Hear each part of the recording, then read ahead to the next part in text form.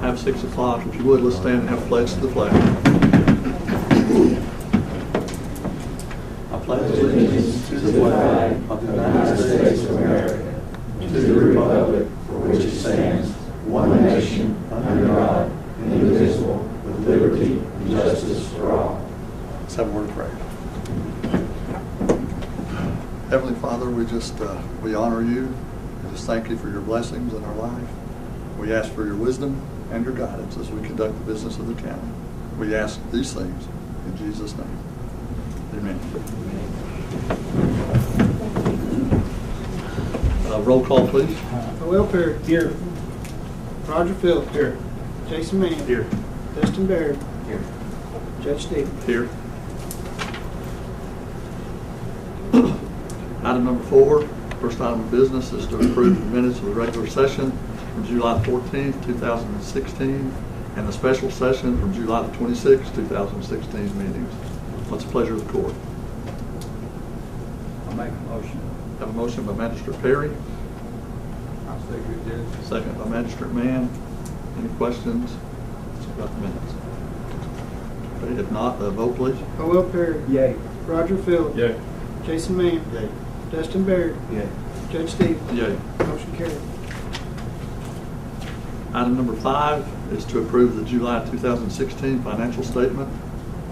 What's the pleasure of the court? Make a motion, Judge, to approve it.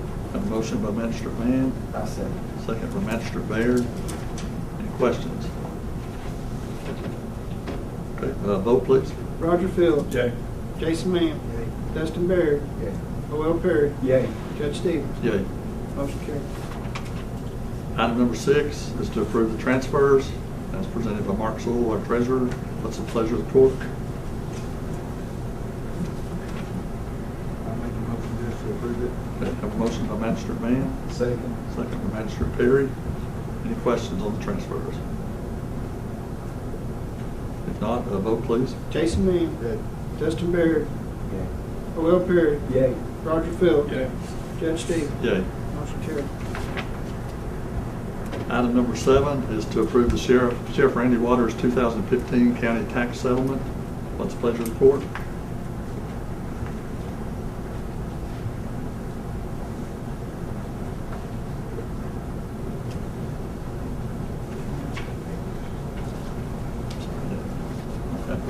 Apparently we didn't make copies of that. If you want to make that for just a moment.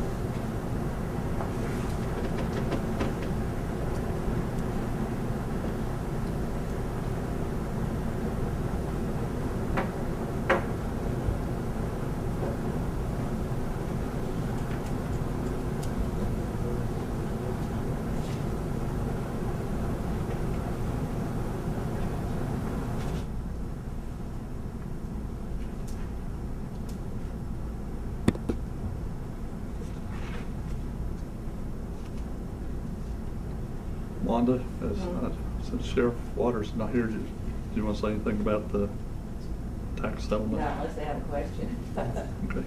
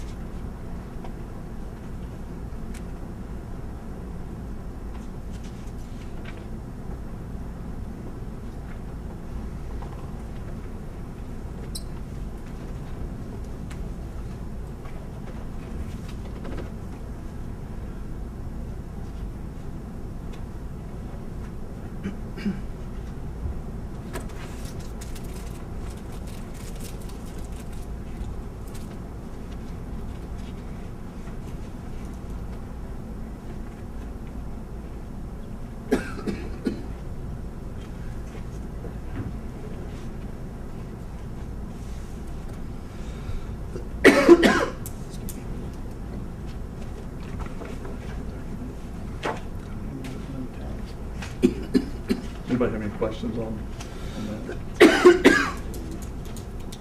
What's the pleasure of the court? I'll make a motion. A motion by Magistrate Perry, I'll second it. second by Magistrate Phillips. Any questions? Okay. If not, vote please. Dustin Baird. Yay. O.L. Perry. Yay. Roger Phillips. Yay. Jason Mann. Yay. Judge Stevens. Yay. Motion carried. Item number 8 is the second reading and final approval of ordinance number 240.1 regarding the additional fees and costs in circuit and district courts. What's the pleasure of the court? I'll make a motion for this to approve. Okay, have a motion by Magistrate Mann to approve, I'll second second by Magistrate Baird. Any questions?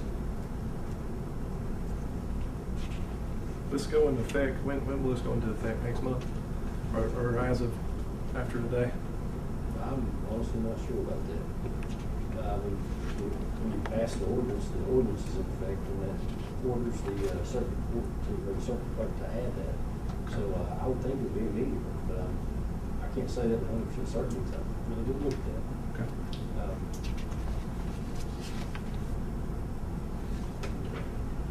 But it should be soon, as long as the information gets to them.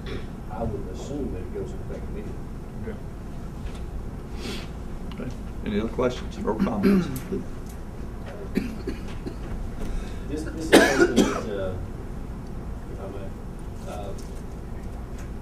it's adding to the court costs that are payable on traffic tickets, file claims, small claims. I believe there's a fee on there. I think it's probably broke down by the ordinance. Circuit court, civil cases, criminal cases, all kinds of cases. The only,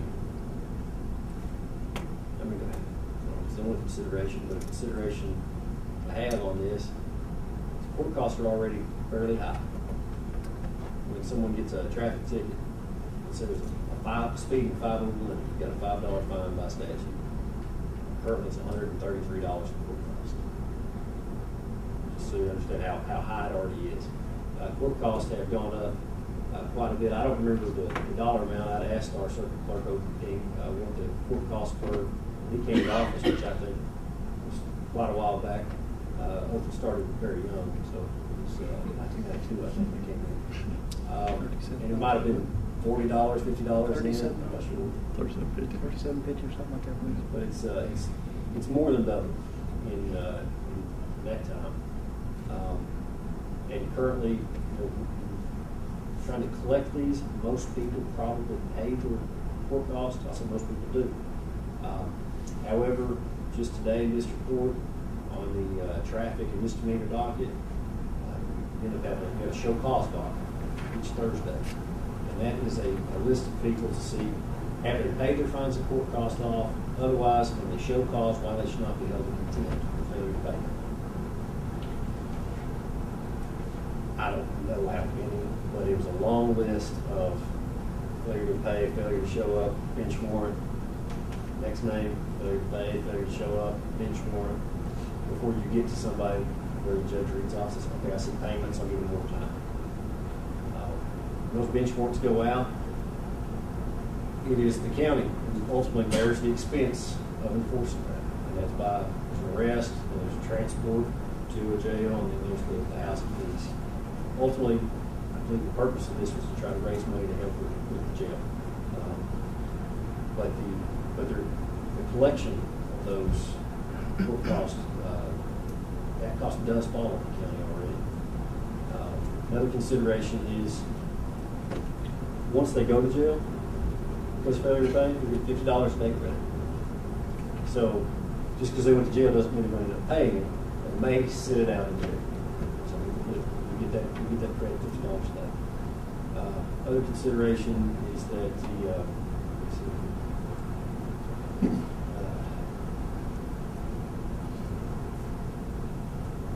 courts have the discretion to waive court costs. I believe our district courts are very good about not waiving those unless it's an extraordinary circumstance. However, they can be waived. Certainly, the higher they get, the more argument any defendant's going to have to ask that they be waived.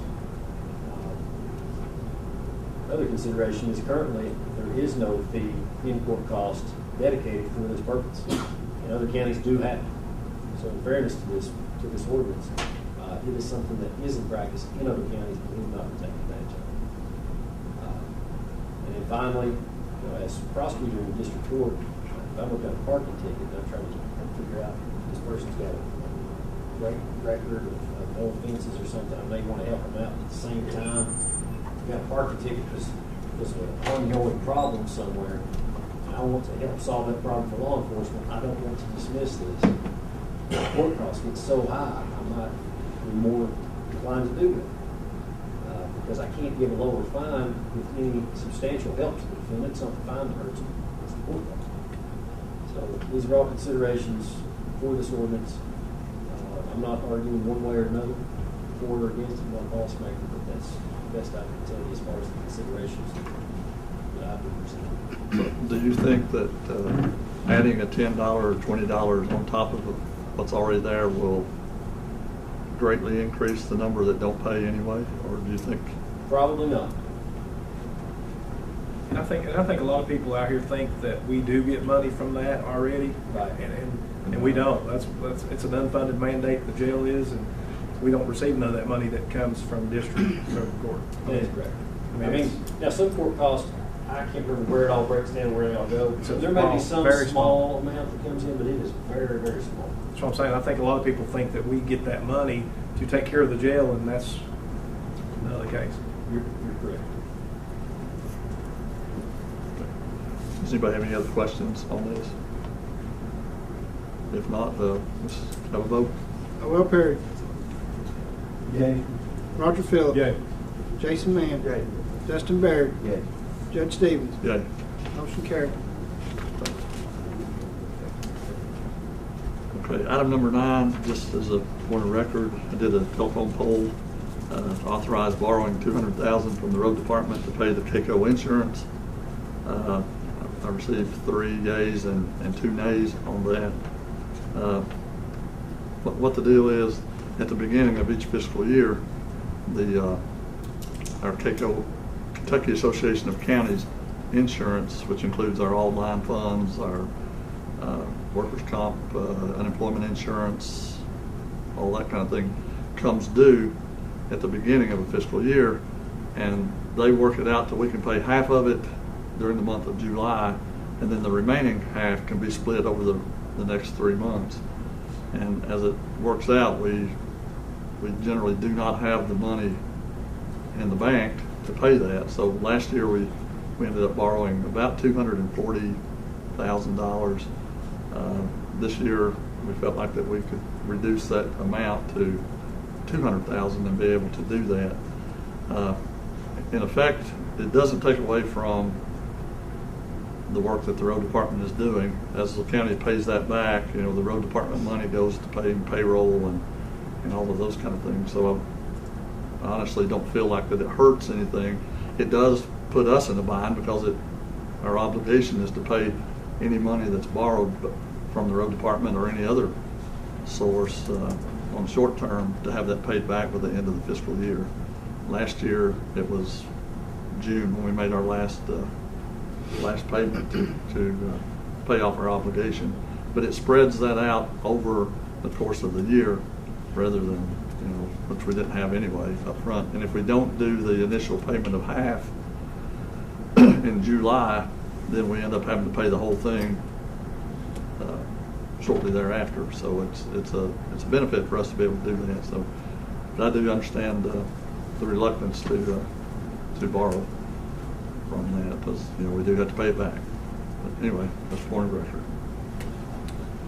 Item number 10. Approve moving Matthew Waters from a PRN EMT at a pay rate of $8.23 per hour to full-time EMT at a pay rate of $9.35 per hour. Matthew is filling the full-time position left by Mike Osborne. We kind of got these backwards. Got a 2-part agenda item. Second part, which should have been the first part, is to approve moving Mike Osborne from a full-time EMT at a pay rate of $9.35 per hour to a PRN EMT at $8.23 per hour. And I think most people know what a PRN is.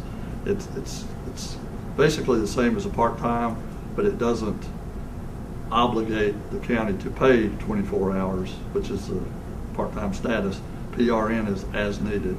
So it's anything up to the 24 hours in a week that you can give that person. This is recommended by Jimmy Barnett, the EMS director. What's the pleasure of the court?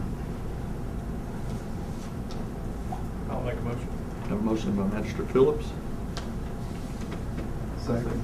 second by Magistrate Perry. Any questions? Okay, vote please. Roger Phillips. Yay. Jason Mann. Yay. Dustin Baird. Yay. Joel Perry. Yay. Judge Stevens. Yay. Motion carried. Next item on the agenda is to open the bids for the lighting at the McCreary County Park ball field. We've received three bids. Received all three of those today.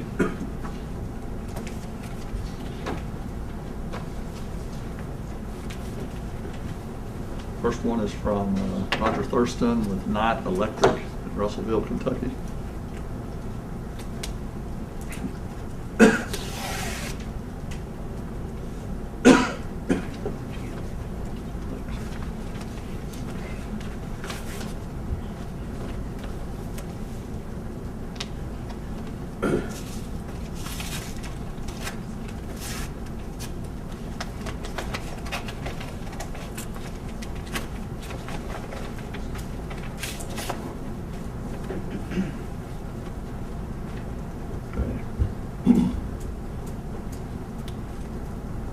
Okay, this one says we propose to do the following.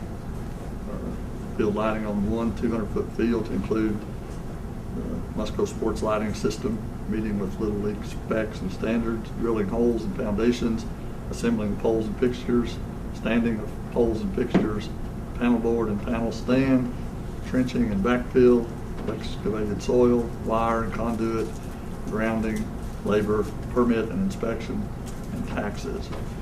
Not included would be the bond. If a bond is required, add 3%.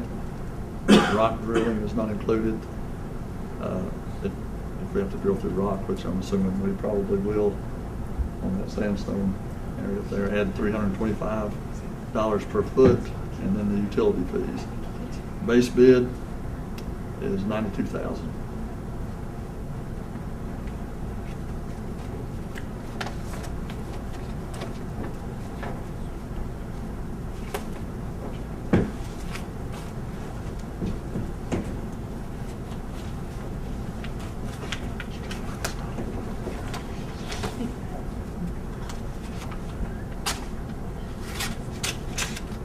Let me carry a knife in the courtroom. The next bid is from Qualite Sports Lighting in Pee Wee Valley, Kentucky.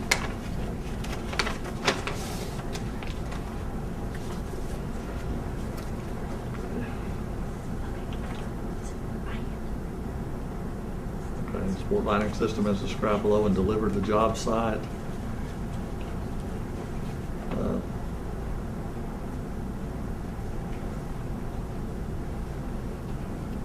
So it appears like the base price of that is $37,033, and then adding $10,400 for the poles and lights to be installed.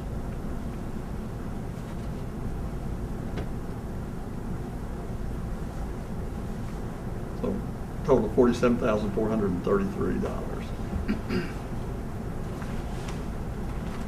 What was that, 40 what? $47,433.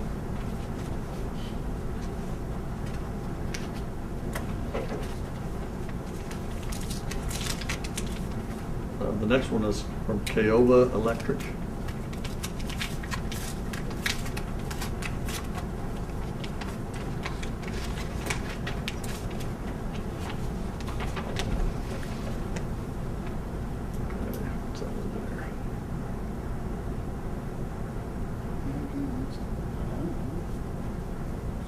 Okay, I'm assuming this is equipment and installation of Musco lighting system. A long list of materials and action. The price is $67,800.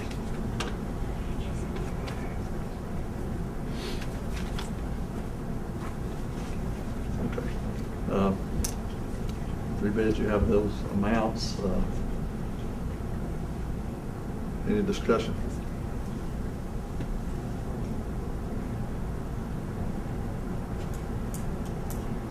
We as a park board, we allowed up to 50,000 on this. And I'd just like to add, we let the Little League board, I mean, we could have done probably lit more lights up, but it would have been sanctioned lights. We allowed them to decide what they wanted to do, and they wanted to do one field. And like I said, we're just doing this because of a promise before when we left the fields over there. We was obligated to light these fields up. I mean, this is just the first step of this. And I mean, it was up to the Little League. I mean, we could have lit up probably 2 fields maybe and not been sanctioned lights, but they chose to do it this way. So just wanted to add, that's the reason the cost is pretty expensive. Just a short time of looking at this, not knowing for sure, would you all prefer to put this before the park board and Little League to make sure we're comparing apples to apples and then get back to us? That'd be advisable. If so, That's fine, because I mean, they ain't gonna play till next year. I mean, as long as we get it lit before springtime. Okay. I don't know if any of the guys are here or not. With the lighting, I don't know how long it takes. I think we've got at least 2. How long does it take you to do something like this? We can have the poles and lights in here about 3 weeks to install it. It'll take, on our end of it, it'll take about 3 days.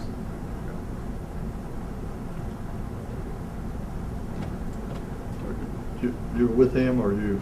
No, I'm. Okay. Did you have any comments? The 2 higher guys use my number. I guess my concern is there's a pretty big discrepancy there, and my guess is there's not an apples to apples, because I know that the Kiowa and the Knight Electric, that was a complete turnkey, underground, everything. My guess is, just from my experience in the industry, the 10,400, there's no way that's trenching, electrical. No, that's all not. that. What that is that's the installation of putting the poles up and the lights on the poles. That's what that is. Discussed with the Little League that we were going to, they had, the funds were little, they were just going to try to do one field. So I quoted one field. That's what that is. So you're looking at 2 different things here. Then you're looking at, one, just equipment and the erecting of poles, and those other 2 bids are going to be all your underground, everything. You set a purchase order, you come in, you turn the switch, and the lights come on. So you're comparing apples and oranges at this point. Just from those numbers, then I think there's a whole other component that needs to be looked at. Little League has a set of lighting standards that I think I gave you earlier, Judge. It's something that I think will want to be looked at, evaluated, both lighting systems, and make a decision after as well. And I have those here if anybody needs to look at those. We meet the Little League standards because they were going to try to raise, have the kids play in 50, 30 foot candle levels. It meets all the standards. Okay. Well, I mean, I would advise or recommend that we pass this off to them and make sure we are make sure we are getting what we're looking for, comparing apples to apples. So I'll need a motion. I'll make a motion that we put it off until we hear back from the park board. And we do meet the first Monday at 5:30 if you guys want to attend that meeting at the park. First Monday of each month at 5:30 in the evening. The first Monday in September, Roger, I hate to is on Labor Day, so we will have to. It'll probably a week, it'll probably the next week. I mean, you know how to get hold of these guys? Yes, I do. Okay. She'll let you know when our next park board meeting is. Okay. So we have a motion by Magistrate. Who wants the second? Go ahead. Second by Magistrate Perry. Very Yeah. Okay. Vote, please. Jason Mann. Yay. Dustin Baird. Yay. Will Perry. Yay. Roger Phillips. Yay. Judge Stevens. Yay. Motion carried. Thank you all. Item number 12 is to approve appointment of Odell King and Costello Wilson and the reappointment of Charlie Miller to the South McCreary Fire Protection District Board of Trustees. All three appointments have been adjusted to allow for staggering of terms, being that some of these had already expired, and we just adjusted those to allow for the required staggering of terms. What's the pleasure of the court? I'll make a motion. A motion by Magistrate Perry, second by Magistrate Mann. Any questions about that? If not, vote please. Teston Barrett. Yay. Will Perry. Yay. Roger Phillips. Yay. Jason Mann. Yay. Judge Stevens. Yay. Motion carried. Item number 13, members of the Solid Waste Board, Kathy Reed in particular, chairperson, wants to address the court regarding the solid waste franchise agreement. Yes, sir. Scott Solid Waste's contract expires December 31st at midnight. And the 109 board would like to suggest that we open up for bids for other companies and request that the board can look at some of these other companies to see the viability of them providing service for the county. We'd also like to request the board consider, the court consider changing the wording of the ordinance from universal to mandatory. In the county ordinance, the word universal appears 4 times in the first 2 pages. And again, we'd like to suggest that the wording be changed from universal to mandatory. Okay. One thing, obviously, I mean, with the franchise agreement like we have, we've learned a lot in the last few years about how these have to be done. And it's not, we're not accepting bids, we're accepting proposals. Once the county prepares the franchise agreement, we are the one that kind of sets the standard of what the people are presenting their proposal to do with added value on top of that. And then we would have to judge the value of which company is the best based on what they present to us as a proposal above and beyond that franchise agreement. Okay. But as far as the other, in terms of changing the wording from universal to mandatory. Can I add something, Judge? If the court does change the wording to mandatory, I would like to see lower rates for the county, if we could do that, plus a senior discount if someone is senior of age. I think if it's going to be mandatory where everybody pays, I think we could do that.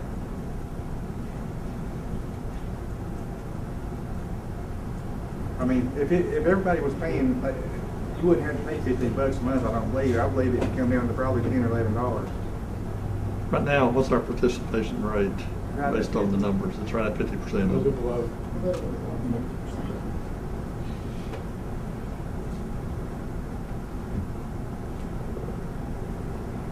I mean, this is something that you all would have to decide if you want to do that. I think putting this thing out as a franchise agreement and asking for proposals is one topic, and then the other would be whether to change that wording, because I don't think we, probably need to keep those separate to move forward. I think that there is a senior discount already. Yeah, there is. What's that? There is a senior discount already. On garbage, it's Uh-huh. not much of one, but yeah, Yeah, there is a small discount. If I had to say, it'd be about $5 or less. If it was mandatory, nobody should have to pay much, in my opinion. Right. In my opinion. And we should just have to pay 10 or 11. I don't know which way to go. I'm just expressing my opinion. Right now, the franchise agreement sets it at $15 per month, $45 per quarter, right? For the standard residential pickup. And we're collecting 50%, right, a little under 50%. You still have to travel the same roads, but, you know, it would add a lot, you know, more work to the you know, the operators of the truck and all to do that. So it's not like just standard increase, I mean, Can I say increasing something? numbers and all that. So you'd have to graduate that rate, I think, a little bit. I don't know if we can tell a company that's proposing a bid to how to operate when they come here, but another complaint I have is about the one person to a truck. I don't know if we could control anything about that or not, but I think it's unsafe, and I think it's killing those guys, and I don't know if we can, I don't know if we as a court can do anything about that, but if we can, I think it'd be safe to have two on a truck.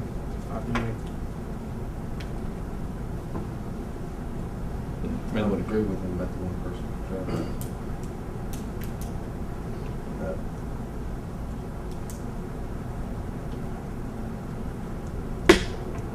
That dollar bag, a lot of people's on it, aren't they, Andy? We have less than 300 actually. So when the dollar bag was instituted, I think the hope was that many more people would take advantage of it because of the low cost. And it's just, if we done away with it, it wouldn't help our participation rate that much. It wouldn't.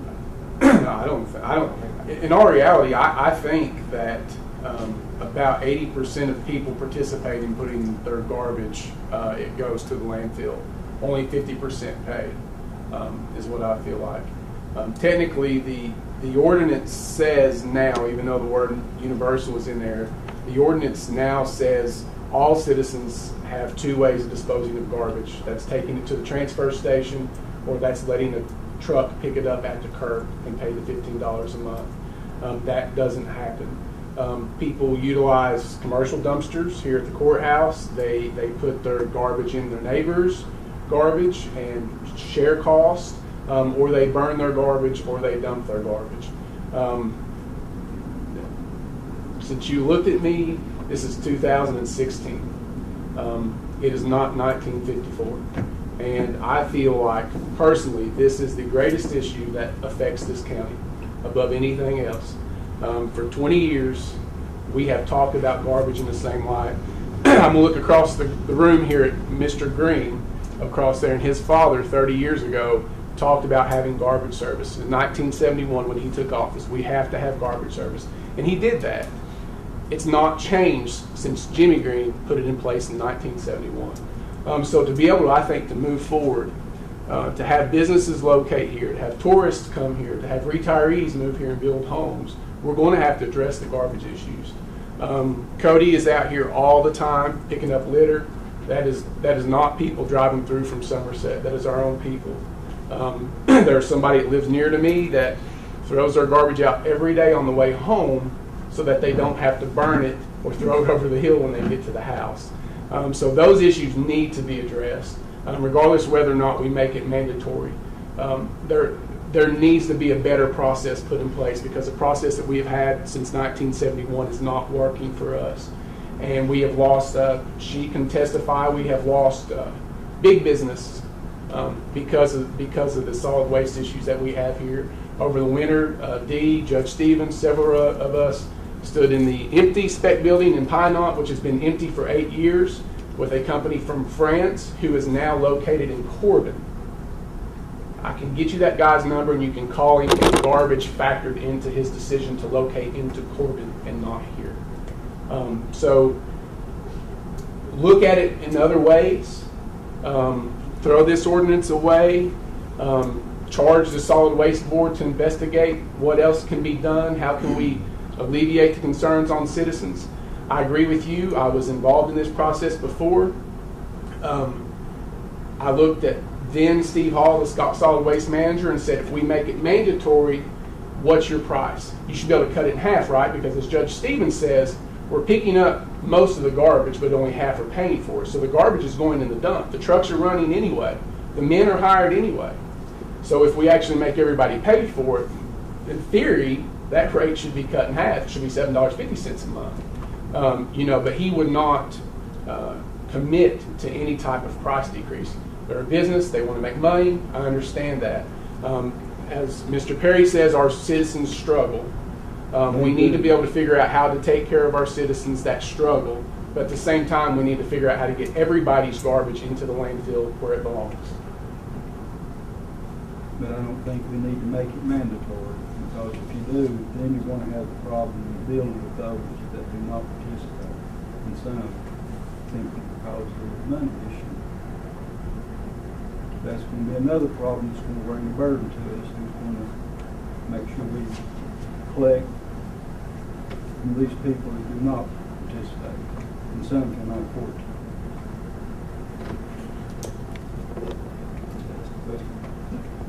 What's the, just looking at our neighbors, you drive down in Scott County, they share the national park also. You go into the national park in Scott County, Tennessee, I don't see trash. I'm just not seeing it on the side of the road. Now, I understand that they have that the county dump is free. You just go and you... No, it's not. It's put on the property taxes and everybody pays. Well, as far as there's no monthly bill coming There's through. there's no monthly bill, right? So, okay, I'm just asking more details. What is Scott County doing that seems effective as far as keeping trash out of the Put it on property taxes. And what do we hear from them? Of course, they have different laws in Tennessee as we do in Kentucky. Yeah, I mean, licensed in Tennessee, I have to do with law. well, and at one point we had discussed, I mean, I don't know, we do not have the tax base here to be able to, I mean, we talked about that at the 109 board meeting. What little I know of the operating costs of Scott Solid Waste and what little we've looked at in investigating the county running its own service, I don't know that you could put it on the property taxes here and generate the money that you needed to, even at the lowest rate that we can tax people, generate enough money to operate a service countywide. But that's what Scott County does. Whitley County does not have mandatory garbage, and Wayne County does not have mandatory garbage. I don't know that Pulaski County does outside of any of its municipal areas. So you're seeing more counties take mandatory on and put it in place, but there's still a lot in the state of Kentucky that do not. It's just the way it is. There are a lot of counties that have mandatory and their rate's higher than ours. I mean, Which doesn't make sense. By making it mandatory doesn't mean that, you know, you're gonna have somebody bid on it. I mean, we can set the price at $10 a month and say it's gonna be mandatory. Nobody bids on it. What's it gonna do us any good? Well, I mean, I think you're at the point now too, and we've heard a little bit, you've heard a little bit, that Scott Solid Waste may not bid on it. Now, I personally think that they're making money and they will do it for whatever that we allow them to do it for. But you're at the point right now that last time we had 3 services submit proposals for this. One didn't really seem to be qualified to do so, and you had 2 companies then at that point that bid for it. Both of them requested mandatory. Scott Solid Waste, every time you see any of them, they request mandatory. They say if we don't get mandatory, we're not going to do it anymore. So you very well could be at the point on January 2nd that your garbage goes to the side of the road and there's nobody there to pick it up. Was there not a time that it was on the property tax bill for at least 1 year? I don't know. I think there was. I think Scott Solid Waste is about $600,000 what they charge us to pick it up a year. I mean, I think that's what the average That's is. probably what they're about right. $600,000. We get almost $300,000 in property taxes. Our property tax is 9.5, and all you can raise it is 4%. If you raise it 4% to put it on your, you'd have to make it a special district. Right, you are allowed to make it a special district and tax it at the rate equal to the fire department's. But what I'm trying to say is you're going to have to double what they're already paying the county right now. I mean, that's going to jump their, property tax 15% probably to get this number. You can't go above 10. So you're looking about $500,000 a year is all you can generate through property tax, and that's what I was saying. We talked about this 109 board. Okay, if you put it on the property taxes, you would have to do some sort of exclusionary method for commercial properties, say, and charge them at a higher rate. And we'll pick on Dee since she's here and she works for Mr. Agnew at Outdoor Venture. They probably have much more waste than what the average person does. So maybe it's that they pay more than what their property tax average is. But Roger, you're right. You're not going to do it alone on your property taxes. You're going to have to figure out a way to make up that difference. And if I had to guess, if Scott Solid Waste is doing it for 6, you're probably going to have to pay them at least $750,000 to do it as it is now to pick up everybody. I think for the county to do it on their own, you're going to have $750,000 a year in operating capital. Plus, you're going to have to look at startup capital, which is you're buying trucks, you're looking at $1 million. So. I know Wayne County, they don't just use one company. They use, anybody can pick up. I mean, anybody can pick up the garbage. That's the way it used to be here, and it was better participation here when it was done like that. Now Scott County does do that as well. Scott County, Tennessee, like people do pay. Anybody can take it to the dump for free because they pay property taxes. But if you want it picked up at home, you have to contract with the hauler to come get it. And there's different haulers you can contract with. So that may very well be a possibility for us. Put on the property taxes. Anybody can drive it down to Stearns themselves for free.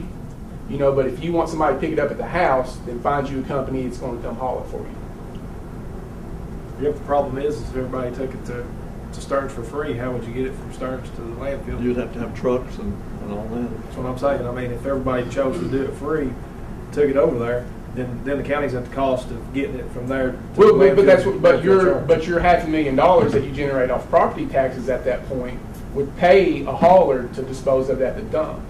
And then the contractors would make their money at the curb. Like I said, you said the most is 10%, and that's what the fire departments get is 10%. If you put 10% on there, all that's going to bring in is basically $300,000. It's not going to bring in no $500,000 because we're at 9.5, and it only brings us in $200 something, almost $300,000. No, you're getting about $4.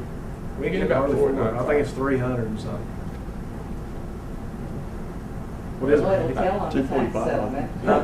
It's 345? 245. Yeah, it's not. I don't think. There was a couple years ago. I added up all the revenues from the fire departments, and it was right at 5. But we don't take the compensating rate every year. Ours drops every year because of people going on the Homestead Act and everything. That's what drops our property taxes. We never have took the compensated rate. We never have raised it. We've lowered it, which really hurts us because. If you take the compensating rate, then it stays the same yearly. But ours drops yearly, so we're down in the 200s now. And like I said, if you did 10%, 300,000 is the most you're going to collect off of it. So I don't see where putting on property taxes is helping any at all. It cost Scott County $500,000 for them to offer that free dump service. No, I don't want that. We were talking franchise Scott Solid Waste, essentially, at that point. But I don't know what Scott County itself produces off of property taxes. I do not know that number. I don't know. Well, the reason I raise that is it sounded like when Andy's talking, I don't know if you're proposing or not, but basically leaving the curbside as is, or whatever more do on that, but just still having that roadside, customer still pays. At my house, I'm still paying for them to come pick up the garbage, but I also now have the option, unlimited, whenever I want to drive to the dump. But that is paid for our property taxes. Roadside would just be paid the way I normally pay. Well, here's the deal. I'll say it this way. Effectively, right now, we have $1 a bag service. That's law. So 50% of people participate in curbside service. You're not forcing the other 50% to take their garbage to the transfer station and pay $1. They're burning it, they're putting it in with their neighbors, they're whatever else. Put it up on the road. So essentially, if every citizen would comply in one of the two ways that we already offer them. So that was the big thing with the recycling program. Was in my household, I have 4 children in my household. We went from 4 or 5 bags of garbage a week down to 1 because we recycle so much. The county makes money off recycling. Cody's knee-deep in plastic bottles over there. We still pay for curbside service, but effectively I could get by with $1 a week. $4 a month is all I would pay for garbage service if I chose to drive it to Scott Solid Waste.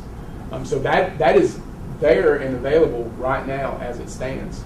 But we have 7,000 households, 3,500 are not on service, 300 choose to take advantage of the $1 a bag service.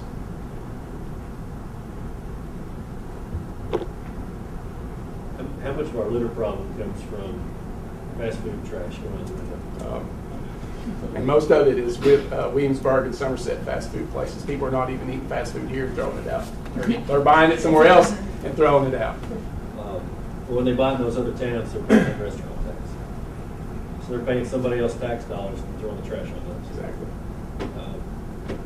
In the past, there has been conversation about the restaurant up to 3%, so a $5 meal costs an extra 15 cents. How much money would that raise for the county? But it's only limited to being used on economic development. But it sounds like, based on anecdote before about this company locating over in Corbin instead of here because of trash, that garbage service is economic development. How much would we have free garbage if we had that? No. You generate about $300,000 off the restaurant tax.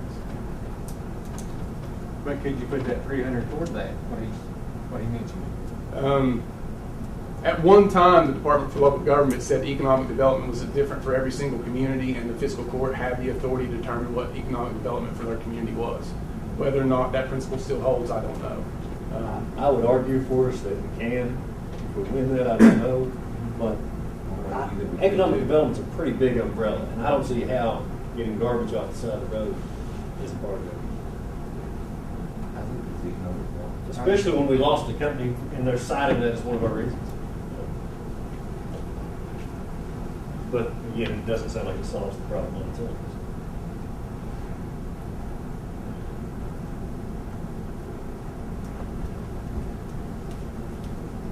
Sounds like we've really solved the issue, doesn't it?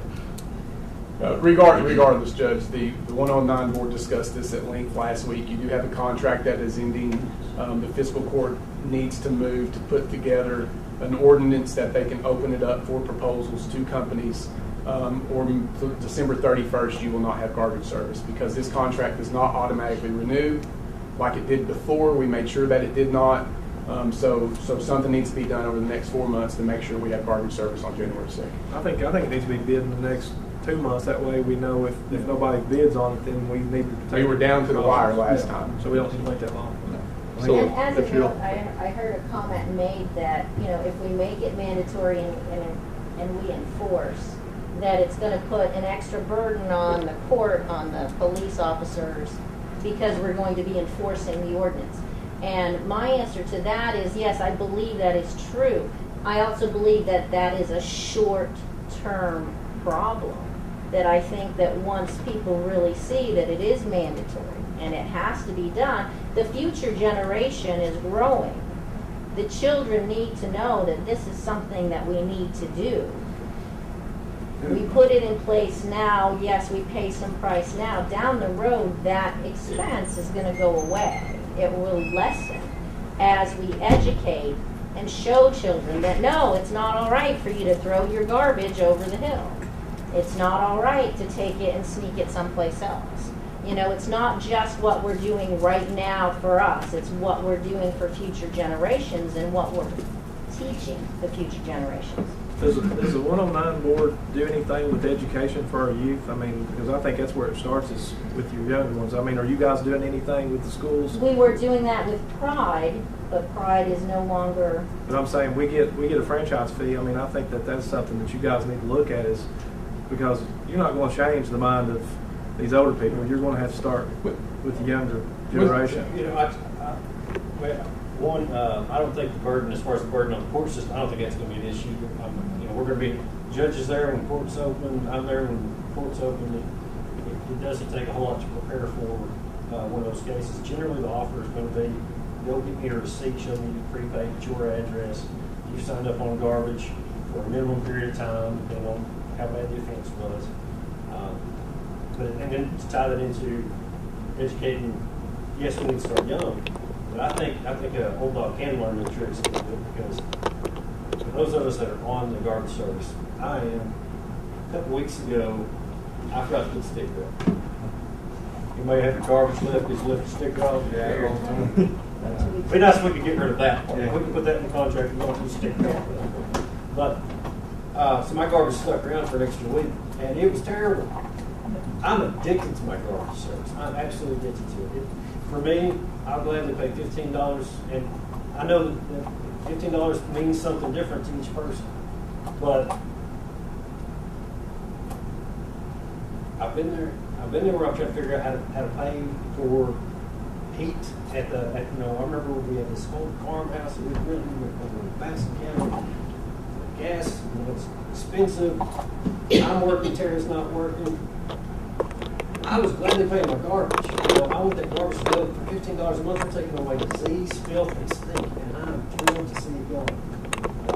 I think once you get it, we hope that. So when we get somebody charged for the board, and we say, go get your receipt, I get to see that person come back and say, we don't get a whole lot of it. We don't get a whole lot of it. And a lot of that is hard to enforce. It's not hard to enforce it once somebody's caught.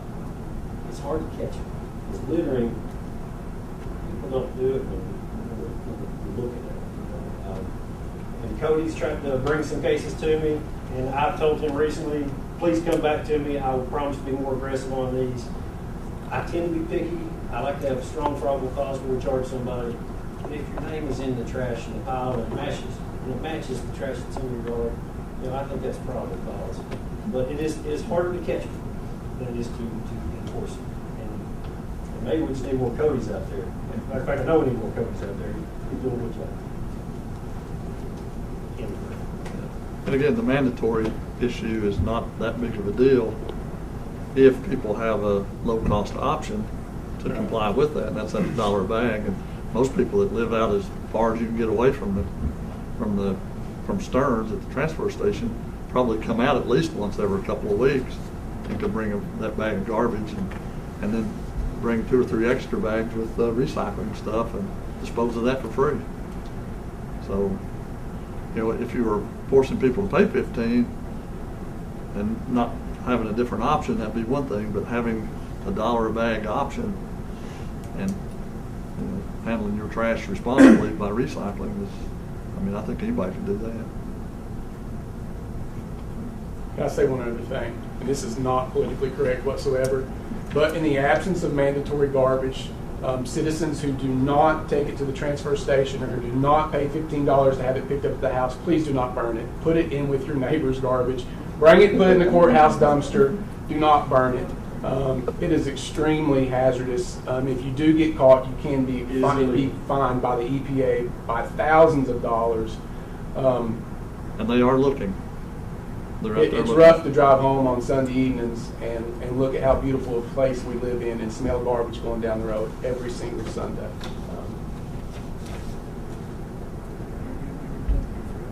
Yeah, we got to get a bigger dumpster out back, I guess. You just opened that up. Yeah. And the reality is the dumpster out back most of the time is full because people do just that, and then we have to wait and hold our county garbage, which is we're the ones that pay for it, until it's empty, so we can put our garbage in there. So start using Jimmy's. Well, the county dumpster, I mean, what we're talking about there essentially though is the Scott County, Tennessee dump. You know, we said it's okay to put your garbage out here. I think we'd get a lot more people doing that and burning it. You know? So Well, when I was there's a a way kid- to find out how much would it cost to have this, make that part of the proposal for. When I was a kid, we didn't have garbage service, but you had a roll-off dumpster sitting across from the ranger station, and we took our garbage to that. and then people started burning it in the dumpsters and salvaging cans and everything else out of it. You got rats. I mean, it was terrible when that was going on. Yeah, but hell, rats is better than garbage laying all over the place. I mean, Provides Every drop in opportunity. the McCreary Hill when I was doing it. It was terrible. Okay. So how do y'all want to proceed? I mean, we have a recommendation to re-advertise, and I think we definitely need to do that. What's your opinion as to whether we make this mandatory or replace the word universal with mandatory or what?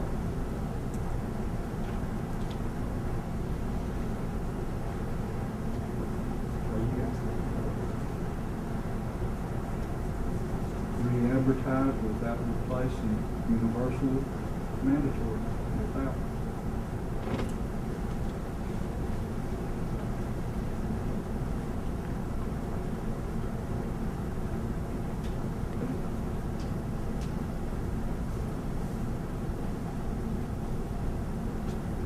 Anybody else? Judge, I would be for mandatory if we could get lower rates and stuff like that, discounts and everything. We could do it. But I don't know how. I'm not for it being on the insurance bill. I don't want that. I want to see it on our property tax. And I'm pretty sure the water bill will be out of the question too. I don't know. At least for the time. That's the problem I have. You couldn't collect, I mean, if it was a. You couldn't make it. You couldn't make it on nothing. And bring it on. It's private, you collect for a private company. Yeah, If it was a county owned. Yeah. Yeah, I mean, even if you make it mandatory, can you collect the money because it's a private company doing the work? Is it our responsibility to collect for them? Is it? Yeah, can we collect for a private company? Those are somebody legal questions above. Could we collect for a private company? If we make it mandatory, can we collect the money for a private company? It's, you would essentially, through some sort of mechanism, a lot of counties do the water service, but you would bill the citizens and collect their money, and then the contractor would bill the county for that garbage that they collected that week or that month or whatever. And then you would pay the contractor for their service. As Roger said, the county couldn't put it on the water bill and allow the water company to turn the money directly over to the garbage service. The county would have to collect it, process it, ensure that everybody's on the service, ensure that there's checks and balances in, that the company is doing what they said that they are doing, and then you can pay them for their service. Which right now you can't put it on there, period. Right, because there's another issue, kind of explored about 911 fees. Right, which that's You can't add something to the water bill. The county cannot just add it to the water bill unless it's, as of now, the case law is, unless it is directly tied to that water service. That's being challenged. That's what we're being told, but other counties are doing. Other counties are doing that Our right county, now. but the county, that's bringing them in more money. It's in the appeals right now. It's in the Court of Appeals right now. Right now, the Court of Appeals have ruled you cannot do that. That's being appealed by some counties that are doing what Jimmy's talking about, 911 fees, to see if that will get overturned. And it might. We don't know yet. In the meantime, it would be waiting to see if we have to pay that money back. The Supreme Court actually said yes, it can, and they sent it back to the appeals to change their wording. They lost the case initially. I think you're going on the wrong way. I think it's starting to circuit court. Yeah, starting the circuit court. The circuit court says no, you can't do it. No, it's just the opposite. It's just the opposite of what you're thinking. Because I thought the same thing until I checked on it. I had to look back in when I read it. Because I talked with Ridge Ornstein about it, and he said that it went to the Supreme Court, Kentucky Supreme Court, and they sent it back and said, yeah, you need to change the wording that you can do it. And he thinks it'll be done because they won't want to be shot down twice on the same issue. You're saying that has there been a ruling since February? We might be talking about different rulings. No. What I'm saying is the Supreme Court sent it back to the lower court to get their wording. The lower court thrown it out and said no, you can't collect. The circuit court said you can. No, the Supreme says they think you can. I think like I said, I think you're backwards on it because Ridge, we talked with Ridge about his last training, and that's what he told us. I'm anticipating. I'll double check. I hope I'm wrong. Look at it. I hope I'm wrong. But that was my concern about Dustin's original question. I still think there'd be a way otherwise, though, even if we can't do it this way, in that it would have to be by tax to do it this way. Because it'd be the county can pay a company to offer a service, and the way you recoup, as the government never recoup money from citizens is through tax. Ultimately, there's always some power to do it that way. But again, we're talking about how much do we want to tax the citizens and what needs does the county have. I agree with Andy that this is I'm a little biased, but I'd say taking out the garbage, okay? And this is going to sound unsensitive. Put your garbage and you got to have a jail. Take your criminal justice and that's why it sounds bad. That's not what I'm trying to say. But if you take care of criminal justice and your health and garbage, then the county government's doing real good. Okay. So, we don't have a motion yet. There's no motion. It's just discussion. You don't have to do nothing on it. You have to bring forth an ordinance is what we ultimately had to do at the end of the road last time, was bring forth ordinance 830.3 with whatever adaptations that you want or leave it as is, And then once it is set, then you can send out a request for proposals based on the rates and the stipulations within that ordinance. That's what we did last time. So the ordinance becomes a franchise agreement, stipulations for a franchise agreement, Right. and then we send out proposals, and then we choose to enter into an agreement with whoever offers the best added value above and beyond What those that franchise. stipulations are. Is there a proposed ordinance for 109? Well, the ordinance that is in place, the only issue that we had with it was the universal versus mandatory, to make it a mandatory process, which we then felt we could put in lower rates, as Jason said. Jason is a member of the 109 board as well, so I mean, that's his representation from fiscal court, so that it has been discussed in that way. So your all's recommendation is to keep the $15? No, I'm agree with Jason. I think it should be cut big time. I mean, I think you should look at least $10 a month if it's mandatory. If it's mandatory, there ain't no reason you should have to pay Right. $15. Okay. And then don't forget that senior discount. That's got to be in there too. But if you don't make it mandatory, if they're not, I mean, if it's not going to be mandatory, then that's off the table. You need to leave the ordinance as is, or. So I guess we need to discuss this or test this by a motion and a second and a vote as to whether or not we re-advertise with the change of the word universal to mandatory and change the franchise agreement rate to, you can put your basic service type rate at such and such, and then we have to look at everything else in terms of commercial rates and all that as well. So I'll need a motion in a second. We can test it as to whether or not we've got enough to do that, and then if not, we can move a different direction. I don't think everybody's willing to say what they want to do until we have a proposal or a motion in a second presented to us to move forward. So I make a motion to leave the wording as is without putting the word mandatory. okay, have a motion by Magistrate Perry to redo the ordinance as is and not change the wording, which I'm assuming that means keep the rates as they currently are. Dude, so we as a fiscal court set the rates. Yes. Yeah. We figured out the hard way last time. Yeah. We set the rates Now, within reason. so you set the rates set at $15. So let's say you leave it as is, and 4 people come back and bid, and they're all $18. You can choose to throw those all out. You can choose to accept one at that. I mean, the thing is try to get a proposal that meets the ordinance as Judge said. Those are as best as minimum possible. requirements of that. And the Right. value added stuff, they might say, well, you know, we'll do it for, The last agreement was, what, 5 years ago? 5 years? I don't see us getting them to pick it up at $15. I mean, I hope they will, but I mean, The only thing that we have going for us is diesel fuel it's is cheaper, but is half of what it was 5 years ago. and I can hope we can get it for 13 or 12, but I don't see them doing it for 15 again. But who knows? I'll second his motion. motion and a second to advertise it as is with no change.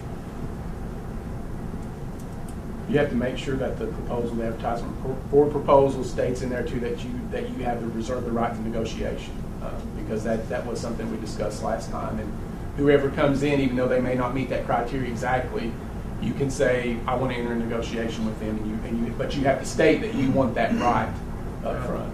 Yeah, I think we should put that in there. We reserve the right for negotiation. So we have this motion before us, and depending on the outcome of the vote, we can, if it doesn't pass, then we can move forward with another one and test that. So, any other discussion? Vote, please. Will Perry, Yay. Roger Phillips, Yeah. Jason Mann, Nay. Justin Baird, Nay. Judge Stevens. Nay. Motion failed. Okay. So, back to the drawing board. Do we have another motion and a second for any other proposal?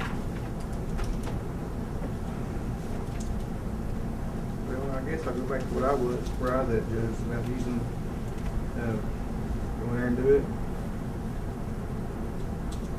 Can you put in there a dollar amount per month? I think you need to. I mean, you need to probably, Well, if it's gonna be mandatory, I'm gonna shoot for at least $10, at least. And, put in there that senior discount. And everybody got anything else? so you're making a motion that we go through the process to advertise this, to change the wording from universal to mandatory, and make the rate for residential at I would say at least $10. If it's gonna be mandatory, I don't know why it shouldn't be. Okay, so we have a motion. Yeah, I make. Okay.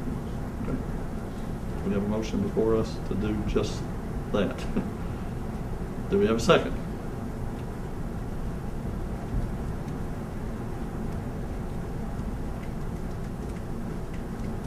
I'll second.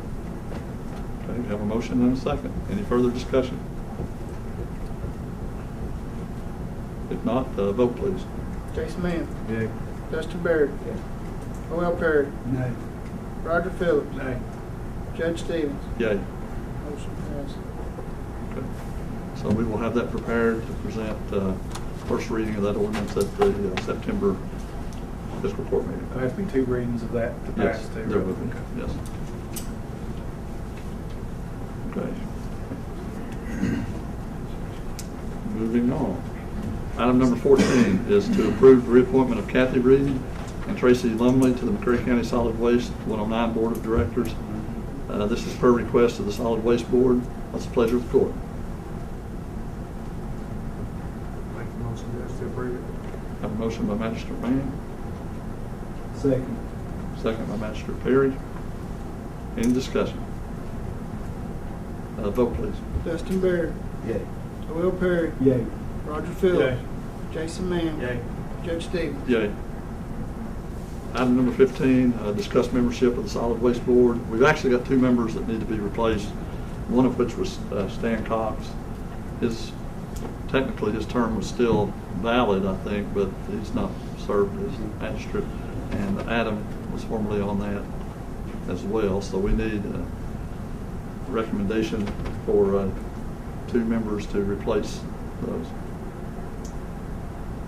So, do we have a recommendation? And that's really what we need is the court. And I think that's when we discussed it before, when some of this was structured, it was that the court was bringing names from people to represent kind of their areas. I'm assuming we may still want another magistrate to serve on the 109 board. So one of you all want to volunteer for that? The others? Jason serves up there, right? Yes, you have one more. Thanks, Danny.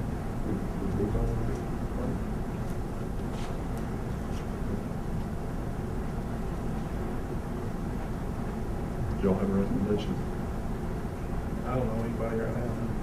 Does either one of you all want to serve on them? I'm on 2. I'm full. Yeah. And there's no, I mean, we've been able to function with the 3 of them. So I mean, it's like maybe next time bring names Okay. and try to avoid those 2 spaces. That sounds good. If you all have talked to someone that really wants to serve on the 109 board, bring those to the September meeting and we can go from there. Does that work? Okay, item number 16, we have a few of the department heads here. If anybody has any questions you have for either of the ones that are here, now's a good time to ask. I'll ask Ms. Tucker, is it doing any better on the summonses? I mean, everybody starting to pay? I've not done any extra. I'm getting ready to do some more. I just today finished all the monthly bills that I send out, and I'll go through that list and probably do some more summons. It's starting to catch fire. People are coming in now just so they don't get one of these criminal summonses, which is great. And my collections on summonses alone has been $9,004.29, with another $8,737 coming possibly at the end of the month. Meaning that this person has said that they would probably pay this in full.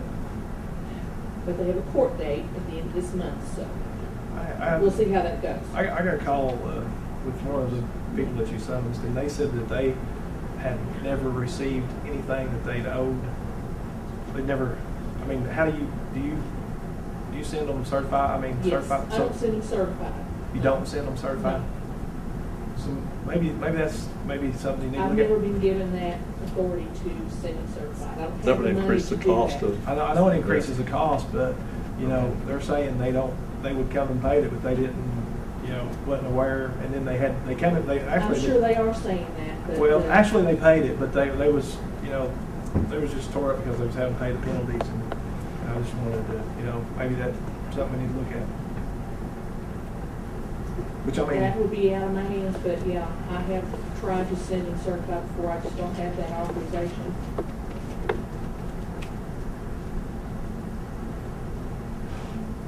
And if you did send all tax bills certified mail, it would be very expensive to do that. I mean, that would I don't, negate as a far lot as of sending just benefit. the tax bills, I don't see why we would have to send those certified. If I'm sending them a I'm talking notice, about maybe the delinquents. then we could send that certified to make sure that they're getting it. But it is a law. There is no need for you to send all the tax bills out certified. Do you get your water bills certified? Do you get your property tax bills certified? No. They just come to you in the mail. You know you have to pay it. well, this And individual, either you pay or you don't, and then you face the consequences. That's how it goes. this It's just a individual, law. this individual felt like that it was kind of, it was kind of a personal attack or something, I guess. I'm going to take it a step for a second. We do the delinquent property tax, and we don't send a certified. We sent out, 700 and something notices. I'm required by law to send out a 30-day notice and a 60-day notice. I think for the 30-day notice, we sent 700 of those things. And I had to go through and enter the name, address, bill, and all that stuff. As an office, we sat and tried to break it down. I went through a couple hundred of them myself. That was a rough time. It's not fun. People can try to make a claim that they shouldn't have to pay the penalties and interest on delinquent property tax. Theoretically, I didn't get my notice for some reason. However, there's pretty much an absolute defense that the government has on that, which is, did you own property? Then you have to pay tax. It's the same thing. Did you have income? Right. Yeah. And I understand what you're saying, but I'm just. And we get a lot of offenses in district court. I said, man,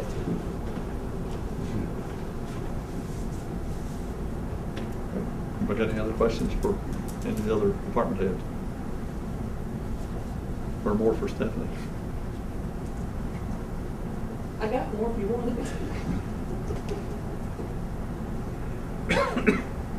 We are now, so far since February, we have collected,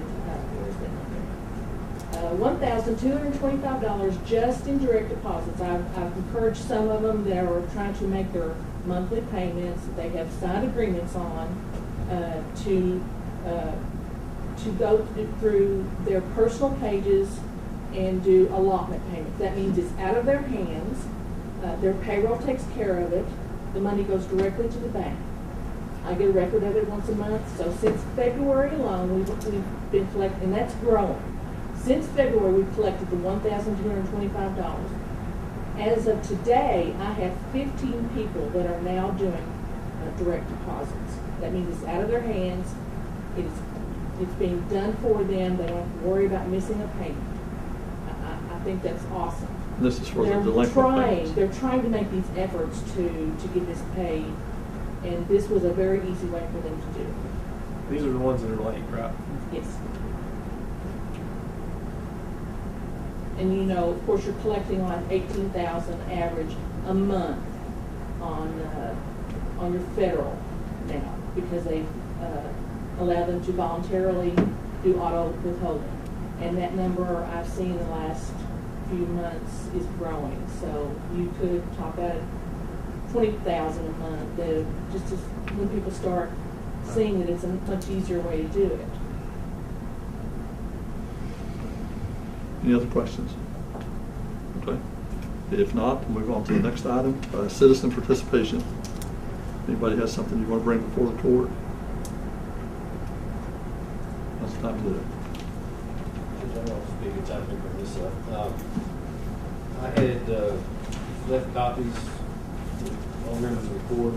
It's a draft of a letter that I'm just putting it out there. We don't think it's a good idea to send just for consideration, but it's, if it were to be sent, it's a letter to the governor asking for an executive order, asking the governor to essentially make law, try to help us and 42 other counties that want to do this. We talked at prior meetings about the idea of using a local booking transfer station, trying to get the holding cells downstairs at the courthouse and there's one upstairs approved as a holding facility so that when a person's arrested, they can be booked here. That gives the booking sheet, that creates the booking sheet that a pretrial officer needs so that they can do the process that ends with a bond decision. So that if that person's going to have a bond that they can make, in the current process, that doesn't happen until they get to Leslie County, wherever we go. It's not changing the speed. We've been through all this before. Anyway, we got shot down by the Department of Corrections. And this was part of the big vote as far as savings this year on the jail fund. How much it's going to cost us to have a jail. If you recall, in the court's budget, the jail fund was reduced based on hope for savings. This is a large part of the hope for savings. The Department of Corrections shots down on it. They don't get the final say. You can still ask, go over there. You've got the Cabinet Secretary, John Tilley, and above his head would be the governor. With the Cabinet Secretary, Mr. Tilley was a real ally of both prosecution and defense of just smart on crime rather than this tough on crime. We're talking, that's the new tagline now, smart on crime. It can be tough, it can be smart too. Making some changes, trying to find ways to help reduce the cost of incarceration, reduce the cost of government, criminal justice. And then above him is the governor. Well, the governor, I don't know how many of y'all saw that. There was an op-ed and it was picked up in our local paper here a couple weeks ago, and it was using the same terminology, smart on crime. So my suggestion is don't take no for an answer from the Department of Corrections and push ahead to the governor, try to take advantage of this movement that's kind of going right now. And I think it's kind of a novel idea that we're presenting that can help not only us, but 42 other counties. And I'd be happy to help rewrite. I'm not trying to put words in the court's mouth at all, but I do think it would be important that if this were to be successful, that it come from the court, certainly not from me, but from the county as a whole. And just there for consideration. And what I would recommend, if you all decide to do this, is to, if you have any changes or anything that needs to be changed in the body of the letter, let me know. And I will need to put this on our county letterhead. And if you all approve it, then you can stop by sometime, maybe next week, and sign your name here if that's what you choose to do. And then we can I'll mail that to the governor's office. We just sign one sheet or just when we have it? No, just you'd have to come back in because I need it to be on a letterhead and. Well, we could sign. We could sign this one. Let me just go ahead and make sure one document gets signed if that's what we choose to do, and I just change the letterhead for the original page. That will work. That way it won't inconvenience anyone. So what's the pleasure of the court? You all want to go ahead and present this to the governor? I'll make a motion. A motion by Magistrate Phillips, second by Magistrate Baird. I would ask you though, if you would, to make sure that you look over it, and if you have any questions, let us know. And that way we can correct those or change it, whatever, before we actually send it. And if this doesn't work, still I give it up, then you go to legislation. Right. Okay. Well, I think we need a vote before we do. Yeah. Vote, please. Roger Phillips. Yay. Jason Mann. Yay. Dustin Baird. Yay. Will Perry. Yay. Judge Stevens. Yay. Motion carried. Give everybody an opportunity to do that. Still in citizen participation, so if anyone else has something you want to bring before the court, now's the time to do that. We understand, we're gonna put the word mandatory in the garbage man. That's what's proposed, yes. I mean, I'm with you. I want, the trash, I think, is a big, big problem. How will that be enforced or will enforced?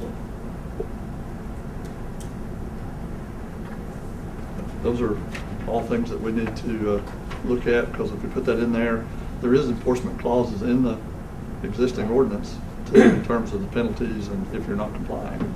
We'll have to create a municipal process, like Conley said, for the court or as an agency to bill every citizen at that point. And generally, I would think when somebody would be caught not complying would be, let's say their name, Cody finds their name in a pile of garbage on the side of the road. Well, at that point, I think you don't need probable cause at that point. You're not going to go over the officer. But at that point, I think an officer had every right to confirm. You have some. You can check their list. Maybe we got a master list. Is this address on the list? If they're not on the list, then certainly there's probably cause to issue a citation for violation of the ordinance. Maybe face some fine in the district. And the fine is generally going to be more expensive than coming to court and showing us the receipt. I'm signed up now, prepaid for however long. So that's the way I've seen it done in other counties. It is at Jackson County when I was working there. And like you said, it's going to come back to the garbage service a lot. I mean, they're out there now. They know who has garbage service, who doesn't. We should be able to compile a list of addresses, bill people. The garbage service doesn't pick it up in front of my house. There's a bill lying there unpaid. Let's give it to Conley. And those, Alan, there's going to be time through this whole process, because we'll have to have a first reading and a second reading of the ordinance. So anytime anybody has any questions, I mean, I don't think, even if we do this, we're not, or the reason we do it is not to try to hurt anybody. Well, I think it's trying to make everybody. Help us. A lot of them now don't. I'm going to catch up with them. Somebody else have something? Okay, if not, we'll move on to other business, item number 18. This is where any of the magistrates have something you want to bring before the rest of the court. I've got about 3 or 4 things.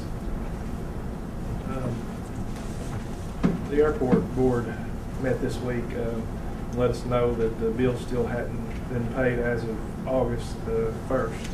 Has that been taken care of since? They've all been paid, yes. It was a little bit more of a complicated process getting the bank account checked over because of the difference in the tax ID of the old airport board and the current, and the county's tax ID. We worked through all that, got it done. We've deposited the few checks that we got for hangar rent into the account. We paid all the bills, and the utilities that were being automatically paid out of the airport board's checking account is now, they're being sent paper copies to us because that's the way we have to do it. Also, concerning the airport, they need to be able to come over and get fuel to keep the airport mode for the specs where they'll get shut down and get fined. So is there any way that, like, the board member can go over and Kim can keep track of it, and then we can subtract that out of the funds that's in the airport? Yeah, we did that a month ago. So we can do that. We can do that too. I mean, that was a question I got asked. And then also, how many workers do we have still on the part-time? Do we? I know we allowed 4, but I don't think we ever We've got 3. We got 3. We were asking for maybe 1 or 2 of those workers, maybe a couple times a month, to help with the weed eating and stuff like that. Would that be a problem with anybody? I don't think that's a problem. So how would they need to go about getting them to come out? If they let just let you know. Let me know, and I'll try to arrange for a time when they're less busy to go out there and actually do that. Okay. So we'd be more likely to get Cody's crew, the ones that are there, than we would. Well, there's some violations now that needs to be taken care of pretty soon, or with the few trees. With the few trees that they've been signed on. So, okay, that's all I've got on that. Also, the revolving loans. Yes. Everybody's up to date on that then, right? Well, I have 5 or 6 that have requested to renew based on what we approved to do. So everybody's up to date?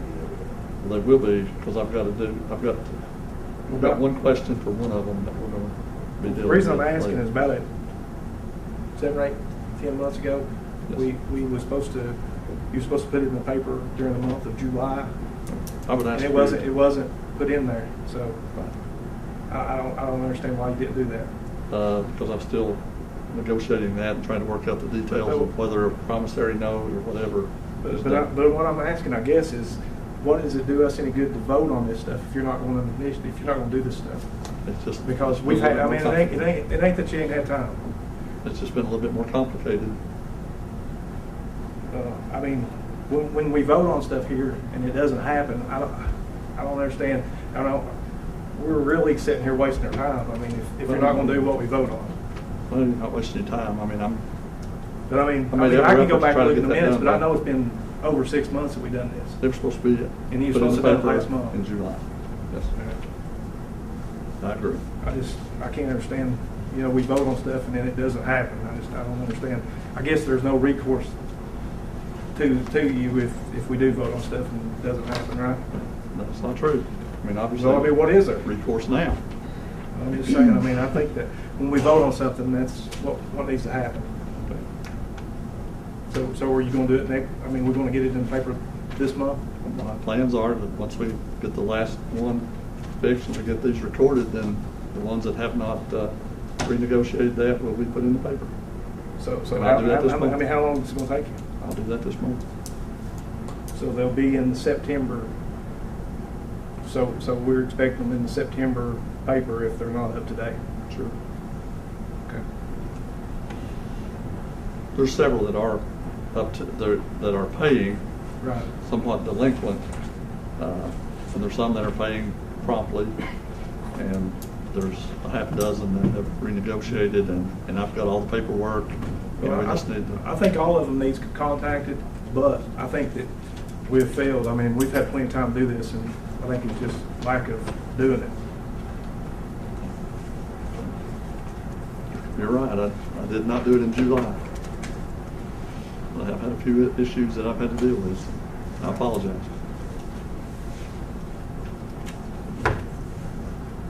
Anyone else? I had a packet that was passed out to you guys. Melissa, she put it together, and the park board, we discussed it the other night on spending the well money. Over there, we're going to put the ball courts in, and we divide the money up, how we're going to spend it, so nothing went over. We tried to divide the money up so nothing went over 20,000, because if it goes over 20,000, you know, we have to bid it out. Like, let's see, where's that?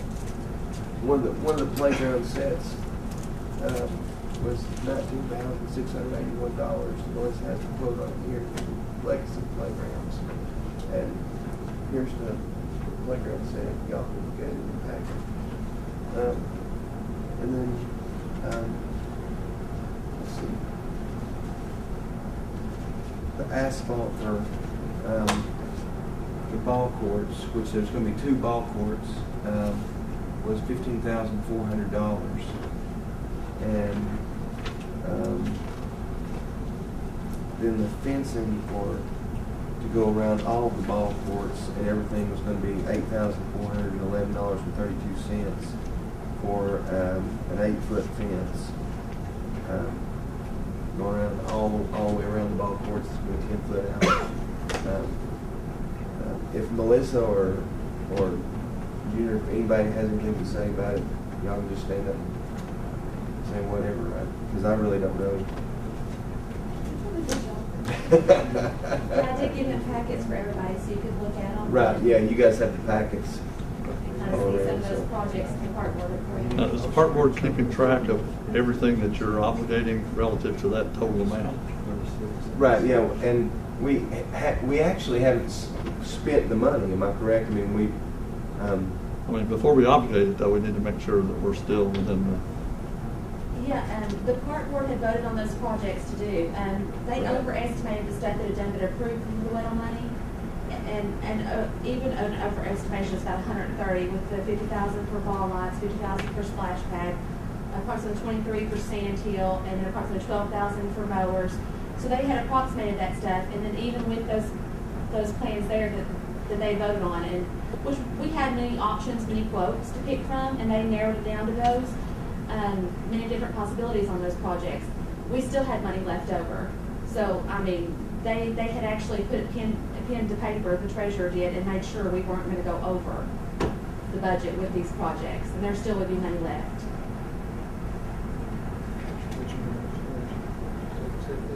So do we need a motion to accept these projects?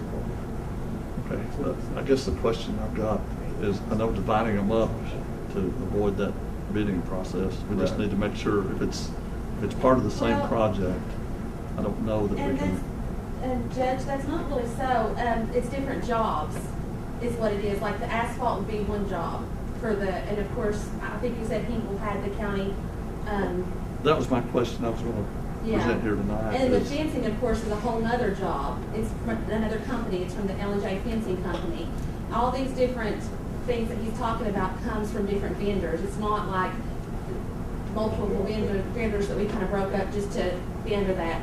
And we did have multiple quotes. They narrowed it down. There was some less expensive, some more expensive than the things in that packet. That's just what the park board members had voted on and narrowed it down to.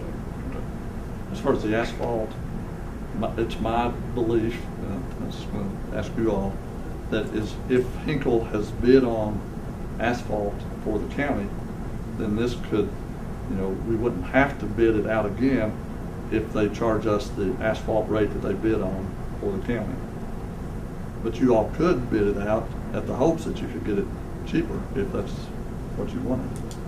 And But it's still under that 20,000 mark too. It's 15.4 for each one. But I mean, when you combine it, Well, I think if they're selling it per ton, whatever Yeah. they do, based on what they already bid to the county, there shouldn't be a problem with any bid. Yeah, I don't see where you could, I know she had some quotes that it was a little cheaper, but I think we're bound to where they bid it and we accepted their bid as far, I don't think we could bid it out again. and I they mean, were even though- turnkey too. I mean, that'd be Conley's, and I What don't think. specifically did you bid out? All asphalt needs of the county? Right. That's kind of what we did, asphalt. I think they gotta We're get bound to first- do that. Yeah. I And they were think- turnkey. They were offering a lot with that quote.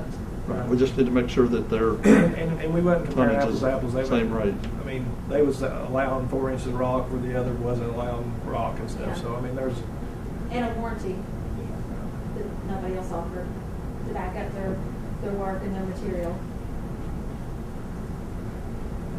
Are they gonna donate the walking track while they're at it? There you go. They should. You can sweet talk for it. That'd probably come. We don't sweet talk you strong arm, Melissa. There would be something to do with We was hoping to get a chip and seal about Track this. around through there, it wouldn't cost it that much, would it? We'll have to have a quote on that, I think. Because they're not going to volunteer to donate that. They Sure. might, you never know. On the trail? Yeah. Something like that. So they're not going to do that. They might give us a cheaper rate. I think so, Greg, I worked that way before. Sweet talk anybody. Let's see if you can get something cheaper or free. I have a question. Kind of closer. With the fence around the ball court, is that something that's required around a basketball court? When I played basketball, I used to play basketball in the different parks when I was in school. I remember not having the fences around it. It's gonna be on that We flat really spot. need the fence around this ball. this is where it's up on the It's flat. up on the it's hill. Yeah, that flat spot behind the gym. Let's just keep the ball from Going over the hill. Yes. Probably want that fence. Absolutely. Especially on the 27 side. Yeah. Yeah. Oh, and the sign. Yeah.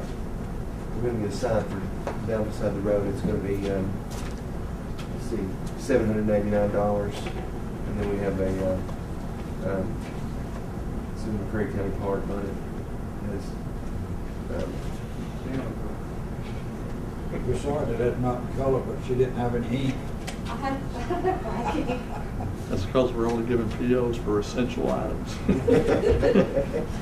Coloring. It is gonna be beautiful. It is really pretty.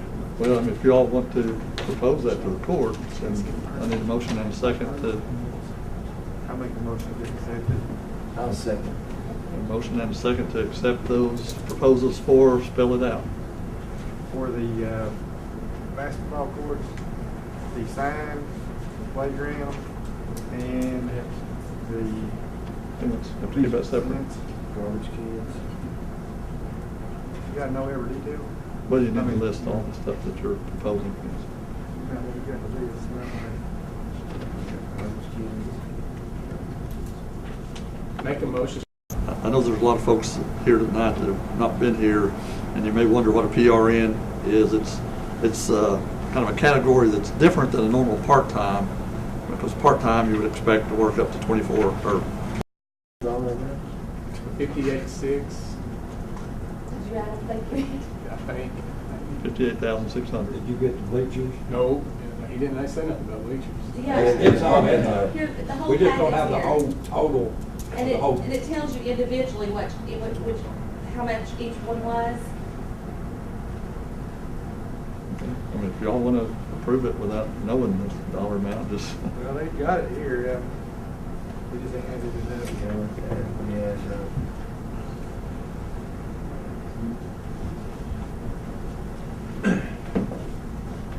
I know we got different amounts from different people, but you guys don't think we need to maybe accept it and then actually bid them out, because some more people may see it in the paper and it might get a little cheaper? I mean, that's just my opinion. We had multiple quotes. I know we got multiple quotes, Yeah. but if we didn't ask the right one, you know, if they see it in the paper, we may save some money, and you know. We can't. We can't on the ball court. I understand that. I'm talking about on the L&J's the blacktop. only fencing. They're the ones that did the baseball fields down there at the Little League. Well, they're not the only fencing. There's Cumberland Fence. I mean, there's Cumberland Fence was bought out by L&J. right, but then there's a fencing company in Wayne or Monticello. There's a few more. I'm not saying we're going to get any cheaper, but what I'm saying is if we can proceed with the ball court, the asphalt, because Hinkle's does have the bid on it. But I mean, the rest of it, if we formally bid that out, we may save a little bit, and it's just going to cost us a month. But, I mean, that's just my opinion. Which things are you talking about bidding out, Roger? The fence, the playground equipment, everything other than the blacktop. Well, playground equipment varies depending on which one you pick. We had Well- multiple companies and multiple quotes before, and they picked out this style is what they wanted. Well, And it wasn't the most expensive, it wasn't the cheapest. Right, but what I'm saying is it's just my opinion up here. I'm just saying, if we bid those out, if we can save $1, it's citizens, I mean, we're saving $1. That's just where I'm at. Because he said another fencing company said, how come I didn't get the bid? Yeah, why come you didn't contact me? Right. You know, because what we did have that was the splash pads. I mean, we got some local people that said, you know, you guys put in there, you gotta have to put in 3, and we've done 2. You know, why was that 3 in there when we could have saved you money, but you put 3 in there? You know, I don't want that same thing.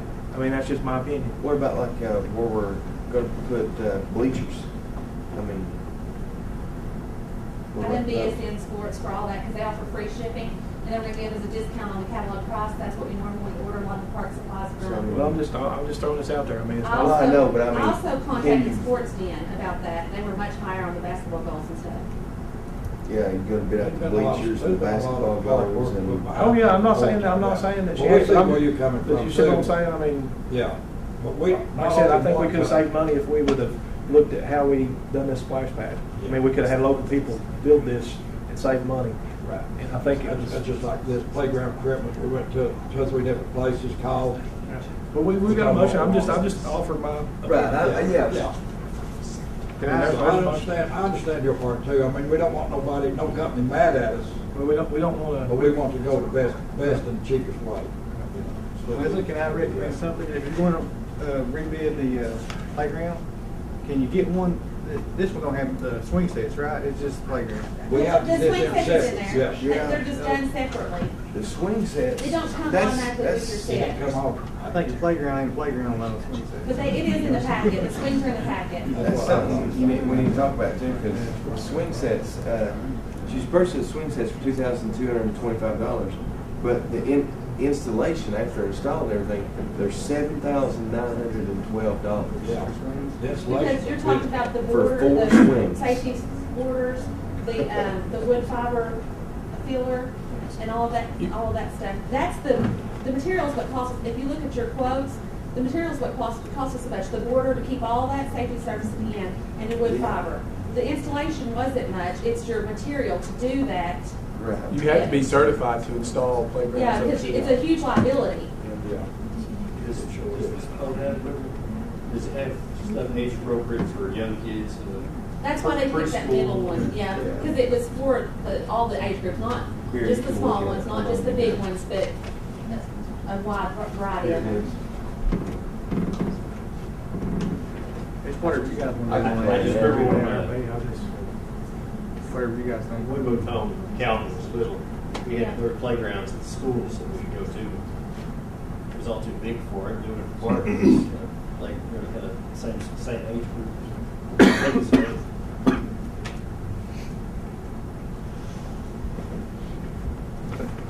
I know about the fence, but I don't know about the ball goals, the bleachers, and the benches, the garbage cans. I mean,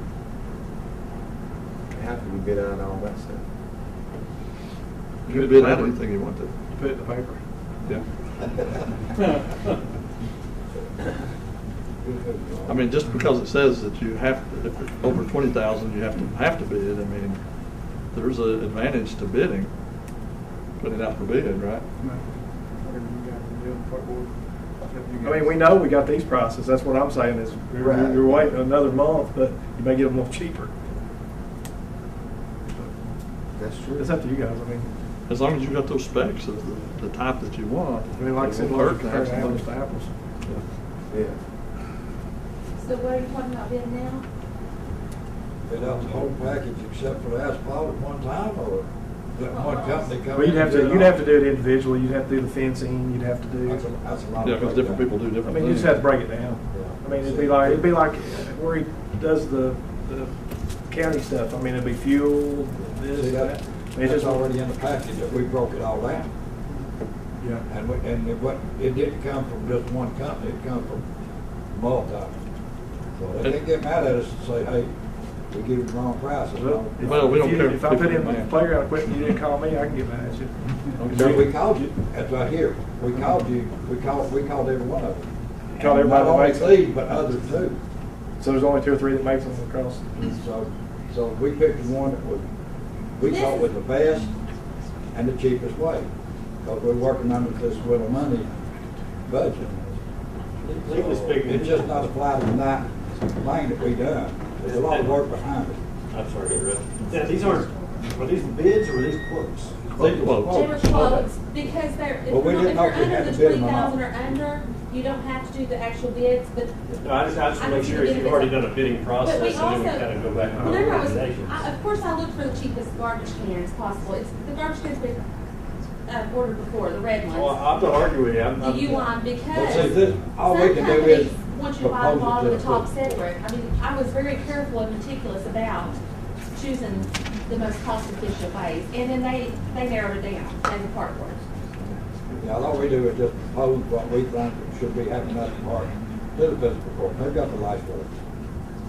But we do a lot of work. I just try to distinguish between if we've done a bid and kind of entered into some kind of contract and then we don't violate that. But I did contact multiple companies, like the BSN Sport is what we usually order the park stuff through. That's where other bleachers came through. They offer free shipping and a discount on your catalog price, depending on your order. The ball goals at like Sports Den in Somerset started $1,700 to $2,500. If they look in their packets, they'll notice that those right there from BSN Sports is much cheaper. They are $889.99 compared to starting at $1,700 in Sports Den in Somerset. So I was real meticulous about it.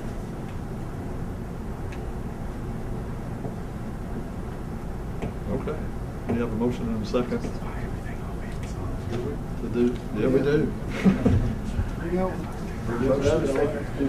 Do you all want to? To do the whole thing. To change those motion and second? Yeah. To include bidding? This was the proposal. It's as is, as proposed, what the motion and the second. We can change it to bid out the fencing. We can just change it to bid out the fencing or something. We don't have anything. It's fine. Okay.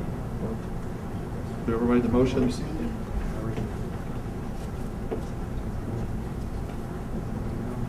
You rescind your second? Oh, yeah. Good.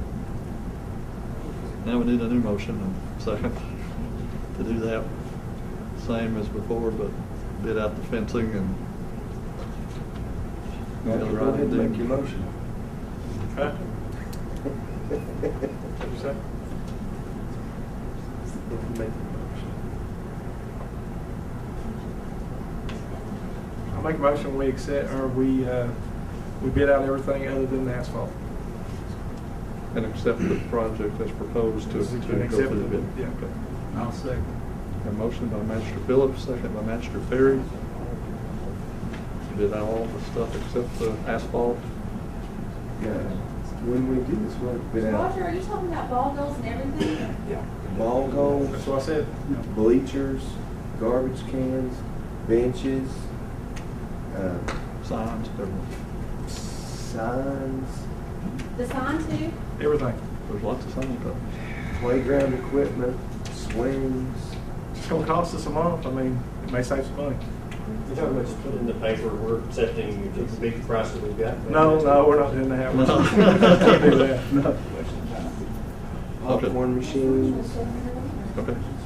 We have a motion and a second. Any discussion on that? I mean, because you can reject it, if nothing comes back better, you can reject it. Yeah, you can reject it, go with that. I forward. mean, what we do, I mean, we're just taking a chance on saving more money. I mean, why wouldn't we? And you need to sign at the entrance and everything. The Yes. sign at the entrance and That's- everything. Everything except So that that. sign was like $700. There's plenty of sign companies out there. I mean, they will get multiple bids. And then a sidewalk where the basketball court. Okay. If the bids ain't better, I mean, we can always go back to this. We have more different companies. Okay, vote please. Will Perry. Yay. Roger Phillips. Yay. Jason Mann. Dustin Baird. Yay. Judge Stevens. Yay. Motion carried. Better done. Anything else? Any other business? Okay, item number 19. I'll make a motion to pay bills. Pay the bills. What's the pleasure of the court? Have a motion by Magistrate Mann, Second. second by Magistrate Perry. Any questions? If not, vote please. Roger Phillips. Yeah. Jason Mann. Yeah. Dustin Baird. Yay. Will Perry. Yay. Judge Stevens. Yay. Motion carried. Okay, item number 20.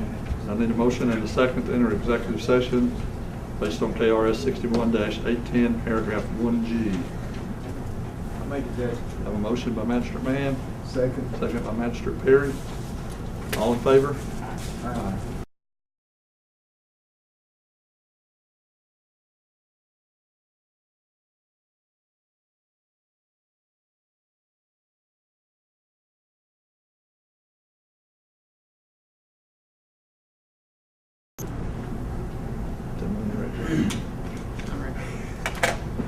Okay, I need a motion and a second to re-enter regular session. I make a motion to enter regular session. Motion by Magistrate Perry, second by Magistrate Phillips. All in favor? Okay. We have entertained a proposal involving one of the small business loans that has kind of extraordinary circumstances, different in the course of us renegotiating and entering into an agreement with those. The loan,